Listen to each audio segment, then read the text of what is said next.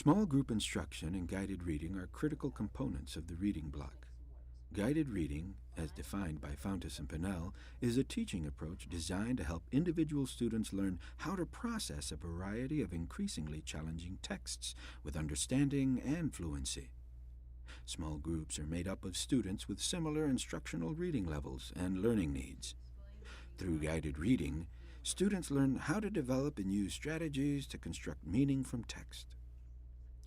Teachers pool small groups for guided reading while other students are engaged in daily 5 activities or other valuable literacy work. Small group guided reading lessons should be carefully planned in advance of the lesson.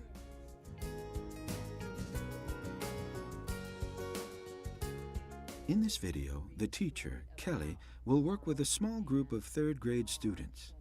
Data indicates that these students need support in phonics, so in the beginning of the lesson, you will see Kelly guide students in word work. The lesson starts with phonics instruction using the strategy sound-by-sound blending. In the video, the work with the sound spelling cards and blending is already begun. Consistent use of sound spelling cards in whole group and small group instruction supports students as they develop problem-solving skills for reading and writing. Sound,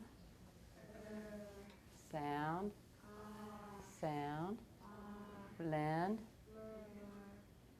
What's the sound? R, very good. Okay, so when we blend it, we say mar, good. J, very good. Blend. Marge. What is the word? Marge. This is also a name. How do we know that's a name? There, it starts with a capital letter. Very good. What is this name? What is that name?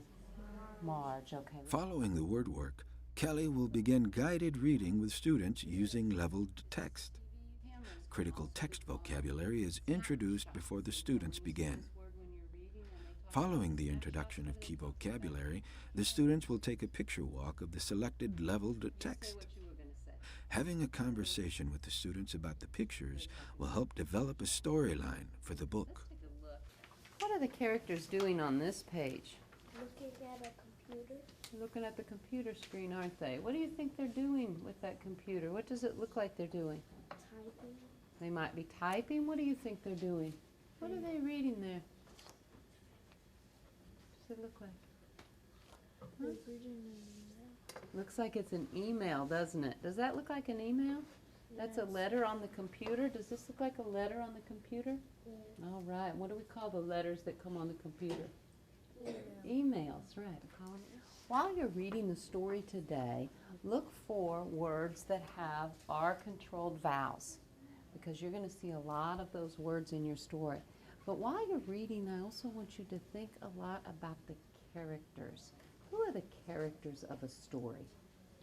Marge and Carl. You think it's going to be Marge and Carl in this story? After the picture walk, Kelly sets the purpose for reading and also includes a focus on the sound patterns that were introduced and practiced during the word work section of the lesson, and a comprehension skill that will also be supported during whole group instruction.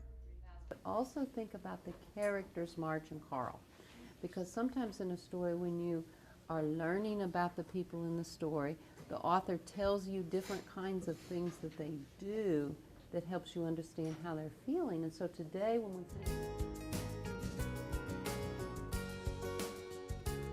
The students will then begin to read the text aloud in a whisper voice.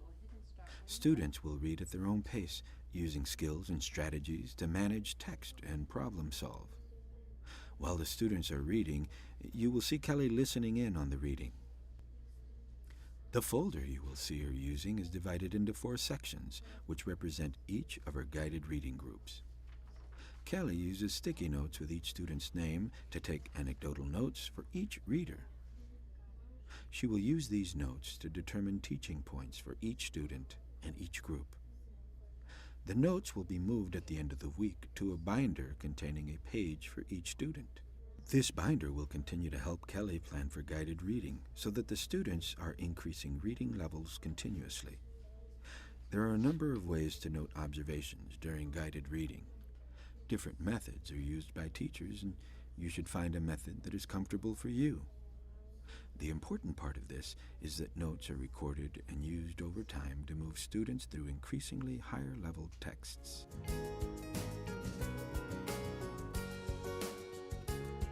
After reading, Kelly discusses and revisits the text with the students. Questions are pre-planned to support the reading purpose of the text. Observation notes can be taken after as well to highlight individual students' comprehension levels and success of the discussion. Most importantly, you will want to note whether the students understood the story. This formative assessment will also help Kelly plan for whole and small group instruction in comprehension skills and strategies. Why do you think circling the calendar tells us that she's very happy? Because she already circled 30th when it's still March. It's still March, but she's already circling the 30th, so it's something that she's really looking forward to. Okay? She's never seen a farm before, so she's excited to do that. Go ahead.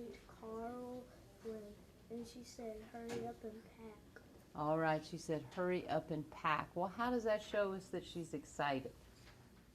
What do you think? How do we know she's excited because she told Carl to hurry up and pack?